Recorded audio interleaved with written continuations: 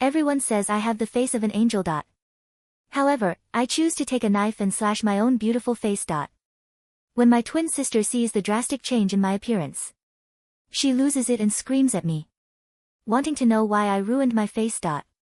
In my past life, she couldn't stop stealing food deliveries. When our next-door neighbor caught her, she shoved the pregnant woman so hard that she miscarried. The woman was 7 months along and both she and her baby died. But my sister just shrugged it off, bragging that she was some popular internet celebrity, and 2 pathetic lives didn't matter. She even slapped down a $50 bill like it was nothing, just to humiliate them, still trying to scam my money. For all we know, that woman's baby was already dead inside her. Your family must have done pretty awful things to deserve losing 2 lives like that. When the dead woman's family showed up at our door with kitchen knives, ready for revenge, my sister chickened out and hid. Before that, she tricked me into coming home instead. The second I walked up to our front door, the grief-stricken husband slashed at my neck, severing the artery. I died right there on the spot. After I died, everyone spat on my memory. They all said I got what I deserved. And my parents covered up what my sister really did. She even had the nerve to come forward and apologize for me cashing in on my death while hooking up with my boyfriend. The 2 of them became this perfect couple online and made tons of money. This time around, I decide to destroy my face. I want to see how she will steal my identity and pin her crimes on me. Now an internet celebrity in our complex just killed someone. The victim was a pregnant woman, and both she and her baby lost their lives. No, right. I just saw the pregnant woman's husband storming toward our building with a kitchen knife. I had just reached the elevator when I heard several middle-aged women chattering away. I froze for a moment, feeling a phantom pain in my neck where the knife had slashed me. Scene of my brutal death in my previous life felt as vivid as ever. Just then, I received a call from my sister, Emma Anderson. The moment I answered, her anxious yet irritated voice blasted through the phone. Emma, what are you dawdling for? Why aren't you here yet? Do you want me to freeze to death? Hurry up and get over here to open the door for me. As I listened to Emma's arrogant remarks, the hatred in my chest nearly overflowed. I forced down my resentment and brushed her off. Already at the entrance. I'll be right there. After she killed someone in my past life, she tricked me into taking the blame. Since we were twins when the victim's husband saw my face. He immediately slashed my throat with a single strike. I died on the spot. Now that I've been reborn, I was well aware of Emma's true nature. This time I would make sure she was the one who dies. I grabbed the out-of-order signs from a storage closet next to the elevators and blocked off both elevators. Just as I finished, I saw the pregnant woman's furious family members approaching. They glanced at the elevators, then quickly headed for the stairwell. I put the signs back in their original place before slowly following them upstairs, my lips curling into a smile with every step I took. When I reached the 5th floor landing, I heard a piercing scream from above. I didn't need to guess. The victim's family had already discovered Emma hiding in the corner of the 6th floor stairwell. Listening to Emma's terrified cries filled me with dark satisfaction. Just like she had done in my past life, I hid behind the door to watch the show unfold. Emma clearly hadn't expected the pregnant woman's family members to come up the stairs. Before she could react, the pregnant woman's husband grabbed her by the hair and dragged her to the hallway that still had blood stains from his wife. Emma screamed in agony, "You witch! You think being an internet celebrity makes you special. You killed my wife and son. So today I'm sending you straight to hell. My whole family. Was finally blessed with a child and you destroyed everything. Why didn't you die instead? You're a piece of trash. The other family members helped to drag Emma around, hitting and kicking at her. They made so much noise that residents from the same floor and neighboring floors came out to watch. Emma had always acted superior to everyone, so all the neighbors hated her when they heard she had killed someone. Seeing her get beaten made them cheer. This little witch always acted like she was so high and mighty. She totally deserves this. In the 6 months since she moved in, how many of our food deliveries did she steal? Now they finally caught her. The poor woman was 7 months pregnant and about to give birth. Both mother and child are now gone. It's such a tragedy. These internet celebrities really think having a little more money makes them so important. Emma got beaten black and blue. All she could do was keep shouting that she wasn't the one who killed anyone. It wasn't me. I'm just the sister of an internet celebrity. During a brief pause in the beating, Emma pulled out her ID and her expired preschool teacher ID. She opened up the verified account page of my social media profile. Sir, the popular internet celebrity you're looking for is Anna Anderson. I'm her twin sister Emma and I'm just a preschool teacher. Your dispute has nothing to do with me. The pregnant woman's husband took the phone to look at my live streams. He compared yesterday's outfit of the person who pushed his wife to what I wore in my videos. We're identical. So he temporarily let her go. However, the man was still staring at Emma suspiciously. Seeing this, Emma immediately scrambled to her feet to call me. Let me call the real culprit over here for you. After saying that, she gave me a call. Her face flashed with irritation when I didn't answer. And she muttered curses about me dropping the ball at such a crucial moment. I found it amusing just how venomous was Emma's heart. She was losing her mind trying to make me die in her place. Watching her frantic appearance, I finally walked out. Looking at Emma's bruised and swollen face, I pretended to be shocked and concerned. What happened here, Emma? Who did you offend? Emma didn't answer as she glared at me, her eyes full of resentment. Anna, I heard you stole someone's food delivery yesterday and killed our next-door neighbor. This gentleman came looking for you. That's 2 lives lost. How could you be so heartless? Why are you wearing a face mask? You're feeling guilty, aren't you? When the pregnant woman's husband heard I was the killer, his eyes turned bloodshot as he raised his knife to strike me. So you're the murderer today. I'm making you pay with your life. Fortunately, I have been staying alert. When the man swung his knife down. I dodged to the side. I looked confused as I asked, Sir, what are you talking about? I'm just an online seller. I've been in Calgary this whole week selecting products. I think you've got the wrong person. The pregnant woman's husband thought I was trying to make excuses and cursed at me. You lying bitch. Still denying the truth, even at death's door. I have surveillance video of you killing her. Bragging about being some big internet celebrity. Anna Anderson, if it's not you, then who is it? Emma chimed in from the side. Anna, if you did something wrong, just admit it. You know what they say. It's never too late to do the right thing. Just when everyone was certain that I was the killer, I looked at Emma, who was secretly gloating nearby, and asked, what are you talking about? You're the one who's always lived in this apartment. What does anything that happened here have to do with me? The moment I finished speaking, everyone at the scene turned to look at Emma. Emma noticed how I wasn't panicking at all, and had directly called her out. A flash of disbelief flickered in her eyes. She had always seen me as someone she could easily manipulate. Seeing me suddenly stand up for myself clearly caught her off guard. Her eyes immediately turned red as she accused me tearfully. Anna, how can you slander me like that? I'm your twin sister.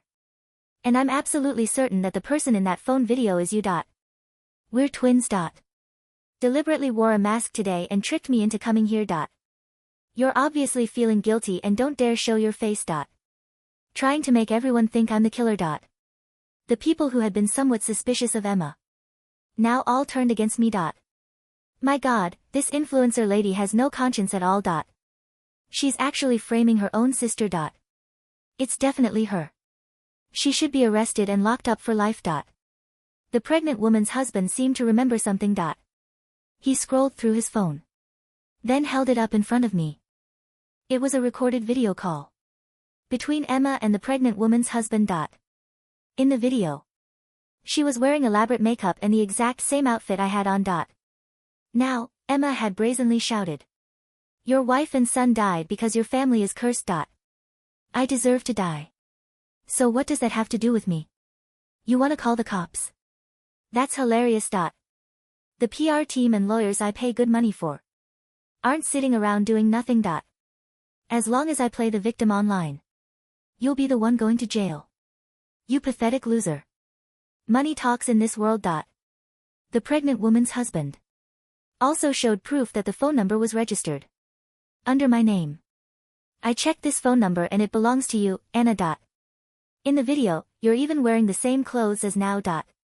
You can't deny this any longer. The pregnant woman's mother-in-law grabbed the paint she was holding and splashed it all over me, spitting at me in fury. You evil witch. My daughter-in-law and grandson will haunt you forever. The scene became intense. Combined with the phone video and hallway surveillance footage, the people around me hated me even more. She's a disease to society. She deserves to die. She's so arrogant. Just because she's somewhat loaded, she has no regard for human life. These internet celebrities are so disgusting. Who knows how she made her money? She's probably sleeping with her rich fans. Now that Emma saw that everyone was attacking me, she glanced at me provocatively, looking very pleased. Still, her eyes also held a hint of disappointment that I hadn't immediately died according to her plan. Just then, my boyfriend, Noah, came upstairs. He chose to ignore me, who was covered in paint, and walked straight over to Emma's side. Noah looked at me with disgust and said, Anna, what have you done now? I always told you not to go too far. But you never listened. Now look what happened. Then he looked at the pregnant woman's husband and said something even more shocking.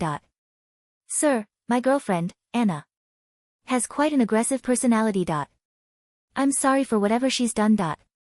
His words pushed me to the edge once again, telling everyone that I'd always been problematic. Meanwhile, Emma's eyes lit up the moment she saw Noah. She immediately started putting on a pitiful act.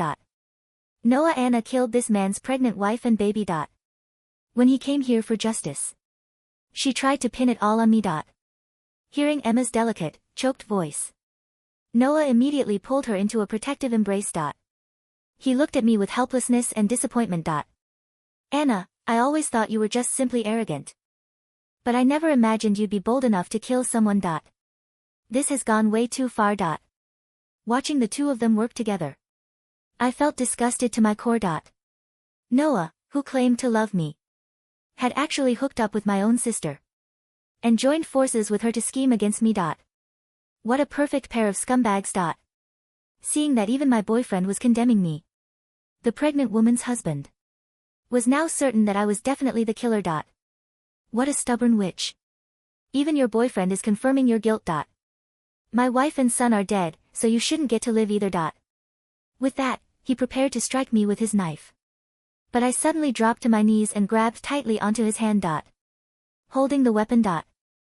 I ripped the mask off my face the moment everyone saw my face. The hallway fell into a deathly silence. The air, previously thick with the smell of sweat, paint, and bloodlust, now hung heavy with confusion. The pregnant woman's husband, whose name I knew from the police reports in my past life was David, froze. The knife trembled in his grip, inches from my shoulder. His bloodshot eyes widened, darting from the screen of his phone to my face, and back again. On his phone screen, the Anna, in the video, Emma pretending to be me, had flawless, porcelain skin. She was glowing, arrogant, and perfect. But the face I revealed was a ruin. A jagged, angry incision ran from my left temple, slicing across my cheekbone and terminating just above the corner of my mouth. It was a gruesome sight, stitched together with black surgical thread, the surrounding skin swollen and bruised purple and yellow. It wasn't a fresh cut from a moment ago, the healing had clearly begun, but it was hideous. Look at me, I said, my voice calm, contrasting the horror on my face. Look at the video, David. Look at the date. David lowered the knife slightly, his breathing ragged. What is this? I was in Calgary 3 days ago, I said, pulling a folded piece of paper from my back pocket. I didn't hand it to him, I held it up for the neighbors to see. It was a hospital discharge summary, dated 3 days prior. I was attacked by a stalker in a parking garage in Calgary. I received 40 stitches. That is why I am wearing a mask. That is why I haven't been streaming. I turned my gaze to Emma. She looked like she had seen a ghost. Her mouth opened and closed, but no sound came out. Emma, I said, my voice dripping with faux sisterly concern. The woman in that video, she doesn't have a scar, does she? She has my face. The face I used to have before I left for Calgary. The face you still have. The realization hit the crowd like a shockwave. The neighbors whispered, pointing fingers. Wait, one middle-aged woman said, squinting. The girl in the video, her skin is perfect. But Anna's face, that wound is days old. You can tell by the bruising. David stepped back, the rage in his eyes shifting from me to the woman standing next to Noah. He looked at the phone again. The Anna in the video was laughing, tilting her head. No scar. No makeup could cover the trench carved into my flesh. It's you, David whispered, turning toward Emma. You pretended to be her. Emma panicked. She grabbed Noah's arm, her fingernails digging into his flesh. No. She's lying. She cut herself just now. She's crazy. Just now. I scoffed. With what knife? And how did I bruise instantly? And the stitches? Did I sew my own face up in the elevator in 30 seconds? Noah, realizing the tide was turning, tried to salvage the situation. Sir, Anna she's unstable. Maybe she did this days ago to set this up. To set what up, Noah? I interrupted, staring him down. To frame Emma for a murder that hadn't happened yet. I was in the hospital in Calgary before the pregnant woman was pushed. Unless you're saying I can predict the future. Logic was a cold, hard weapon, and I wielded it mercilessly. David didn't need any more convincing. The grief that had blinded him was now replaced by a cold, predatory focus. He dropped the hand holding the phone and gripped the knife handle with both hands. He didn't look at me anymore. He looked at Emma. You, he growled. You mocked my wife. You laughed about my son. No, it was a prank. It wasn't me. Emma shrieked, shoving Noah toward the man. Noah, do something. Noah, the coward he was, stumbled back, unwilling to take a knife for anyone. David lunged. The scream that tore from Emma's throat was primal. She scrambled backward, tripping over her own feet, and fell hard onto the concrete landing. David wasn't fast enough to stab her, but he was fast enough to kick. His heavy work boot connected with her ribs, and the sound of cracking bone echoed in the stairwell. Stop! Noah yelled, but he didn't move to help. He was backing away, eyes darting to the exit. Don't let them leave. I shouted to the neighbors. They're accomplices. Noah knew. He was with her when she made that video. The neighbors, fueled by the mob mentality and the horror of the pregnant woman's death, surged forward. They didn't attack, but they formed a wall. The stairwell doors were blocked. The elevator was blocked. David stood over Emma, the knife raised. Emma was sobbing, snot and tears ruining her perfect makeup, the makeup she had applied to look like me. Please, she whimpered. I have money. I'll give you money. My sister has money. Anna, give him money. I stood still, touching the bandage hanging loosely from my ear. I don't have money for murderers, Emma. And neither do you. You spent it all on luxury bags, remember? David hesitated. He was a grieving father, not a cold-blooded killer. Seeing a woman cowering on the floor, pathetic and broken, made him pause. That pause saved her life, but it sealed her fate. Police sirens wailed in the distance. Someone had called 911 when the fight started. You're not worth going to prison for, David spat, lowering the knife. He kicked her again, harder, in the stomach. Emma curled into a ball, wheezing. But you will die in a cage. When the police rushed up the stairs, guns drawn, the scene was tableau perfect. The victim's husband weeping against the wall. The suspect bruised and broken on the floor. The accomplice, Noah, trying to blend into the crowd. And me, the girl with the ruined face, standing silently in the center of the chaos. As they handcuffed Emma, she looked at me. Her eyes weren't filled with remorse. They were filled with a venomous promise. This isn't over, her eyes said. I smiled, let the jagged scar stretch painfully, and mouthed back, I know. The interrogation room was cold, but not as cold as the reception I got when I walked into my parents' house 2 days later. Emma had been denied bail initially due to the flight risk and the severity of the charges: manslaughter, identity theft, and obstruction of justice. The video evidence David provided, combined with the time-stamped hospital records I gave the police, was damning. My parents, however, didn't care about the truth. You ungrateful, vicious little viper. The slap came before I even fully stepped through the door. My mother, eyes swollen from crying, hit me right across my stitched cheek. The pain was blinding. I tasted blood. Honey, stop, her face, my father muttered, though he made no move to help me. Her face. My mother shrieked. Who cares about her face? Emma is in jail. Among criminals. Because of her. She pointed a trembling finger at me. Why didn't you admit it? Why didn't you take the blame? You have the money to hire lawyers. Emma is fragile. I touched my cheek, feeling a stitch pop. I looked at these people, the people who, in my last life, had covered up my murder and cashed in on my death. Emma killed a pregnant woman and her baby, I said softly. It was an accident. My father roared, slamming his hand on the table. She was just trying to get the delivery she ordered. That woman got in the way. And now you've handed the police evidence. You are going to the station right now, and you are going to tell them you forged that hospital bill. You will tell them you were the one in the video. And if I don't? Then you are no daughter of ours, my mother hissed. We will cut you off. We will tell the media you are a drug addict who framed her saintly sister. I laughed. It started low and built into a cackle that made them step back. Cut me off? I asked. I pay the mortgage on this house. I bought Dad's car. I pay for Emma's credit cards. You can't cut me off. I'm cutting you off. I pulled out my phone and tapped the screen. I just transferred the remaining funds from the joint family account to my private secure account. I also canceled the recurring payments for the utilities here. Oh, and this house. It's under my name. I bought it 3 years ago, remember? My parents' faces turned pale. You have 1 week to move out, I said, turning to the door. Sell Dad's car if you need rent money. Or maybe ask Emma. Oh wait, she's in a cell. Anna, please. My mother's tone flipped instantly to desperation, grabbing my arm. We're family. You can't do this. I shook her off.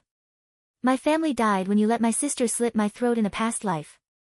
I'm just a ghost settling debts. They didn't understand the last part, but the terror in their eyes was enough. The internet, as expected, exploded. The narrative was sensational. Popular influencer frames twin for double homicide. The mystery of the scarred face. Initially, Emma's PR team, paid for by Noah before I froze his access to my accounts, tried to spin it. They released statements saying I was mentally ill, that I had self-harmed to frame my sister out of jealousy. But they underestimated the power of the receipts. I didn't go on a rant.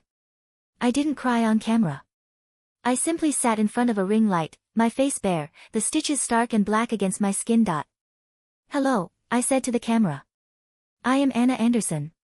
You know me for my beauty tips and lifestyle vlogs. Today, I'm going to talk about surviving domestic abuse and identity theft. I laid it all out. The history of Emma stealing my identity. The text messages where she bragged about pushing that cow. The video of Noah discussing how to access my bank accounts while I was dealing with the police. I played the audio recording of my parents threatening me to take the blame. I had recorded it in my pocket during my visit. Why didn't you take the blame? Emma is fragile. My mother's voice rang out clear as day on the live stream. The public opinion shifted overnight. It wasn't just support, it was a crusade. Hashtag Justice for the Johnsons, the victim's family, and hashtag Stand with Anna trended globally. Noah was fired from his job at a tech firm within hours. He tried to come to my apartment, banging on the door, begging for forgiveness, claiming Emma had bewitched him. I live-streamed the hallway security feed of him crying and pounding on the door until the police arrested him for harassment. But Emma was the real problem. She wasn't going down without a fight. 6 months later. My face had healed, but the scar remained, a thin, white line that gave me a dangerous, rugged look. My followers loved it. I had rebranded. No more, perfect girl next door. I was the survivor. I reviewed scar creams, self-defense gadgets, and spoke about toxic family dynamics. My net worth had tripled. The trial was the event of the year. Emma's lawyer, a sleazy man working pro bono for the fame, tried to argue insanity. He claimed Emma believed she was Anna, and that in her delusion, she wasn't responsible. Then came the testimony. David took the stand. He described the loss of his wife and unborn son. He described Emma's laughter in the video. The jury wept. Then it was my turn. I sat in the witness box, making eye contact with Emma. She looked terrible. Prison had not been kind to her. Her hair was dull, her skin breakout prone without her expensive regimes. She looked at me with pure, unadulterated hatred. Ms. Anderson, the defense attorney said. Is it true you hated your sister? I loved her, I said calmly. Until she decided my life was disposable. Did you cut your own face to ensure she would be arrested? The courtroom gasped. I touched the scar. I was attacked in Calgary. The police report is filed. But, I paused, looking directly at the jury, even if I had, would that make her innocent of killing a pregnant woman? Does my face excuse her pushing Mrs. Johnson down a flight of stairs? The lawyer stammered. But the real twist came from Emma herself. During a recess, she managed to slip a note to Noah, who had been subpoenaed to testify. She thought he was still on her side. The note was intercepted by a bailiff. It read, "Tell them Anna paid you to say I did it. If you don't, I'll tell them about the money we stole from the grandmother's pension fund last year. We go down together." The prosecutor read the note aloud. Noah, sweating profusely, cracked. He took the stand and sang like a bird. He admitted to everything. The plan to gaslight me, the plan to steal my identity permanently if I went to jail, and yes, Emma's callous indifference after the murder. She said. Noah's voice trembled. She said, "It's just a neighbor. Nobody cares about poor people. Anna has enough money to fix it." The jury was out for less than 2 hours. Guilty on all counts. Manslaughter in the first degree. Identity theft. Fraud. Because of the high-profile nature of the case and the lack of remorse, the judge threw the book at her. 25 years without parole. I went to see her one last time before she was transferred to a maximum security facility upstate. She sat behind the glass, wearing an orange jumpsuit that washed out her complexion. She looked like a ghost of me. Are you happy? She spat into the phone receiver. You ruined everything. Mom and Dad are living in a motel. They lost the house. They lost the house because they bet on the wrong horse, I said, my voice flat. They chose the murderer. I'm your twin. Emma screamed, slamming her fist against the glass. We are one soul. You can't exist without me. I leaned forward, tracing the line of my scar with my finger. That's where you're wrong, Emma. In my last life, I died because I was your shadow. I died because I looked like you. This scar. I tapped my cheek. This separates us. I'm not your twin anymore. I'm just Anna. And you're just inmate 8940. I'll get out, she hissed. And when I do. You won't, I interrupted. And even if you do, I won't be here. I'm moving to Europe next month. I'm expanding my business. New life. New face. No sister. I stood up to leave. Anna. Don't you dare walk away. Anna. I hung up the phone. Her screams were muffled by the thick glass as I walked out of the visiting room. Outside, the sun was shining. The air smelled of rain and pavement. I took a deep breath, feeling the oxygen fill my lungs that, in another life, had stopped working when a knife severed my throat. I walked to my car where David was waiting. He wasn't my friend, not really. But we shared a bond forged in tragedy. He had started a foundation for victims of violent crime, and I was the primary donor. Is it done? He asked. It's done, I said. He nodded, looking up at the sky. Thank you. For not letting her get away with it. She didn't get away with anything, I said, putting on my sunglasses. I checked my reflection in the side mirror. The scar was there, a permanent reminder. But for the first time in 2 lifetimes, the face looking back at me was entirely, undeniably mine. I started the engine and drove away, leaving the shadow of my sister, and the ghosts of my past, locked in a cage behind me.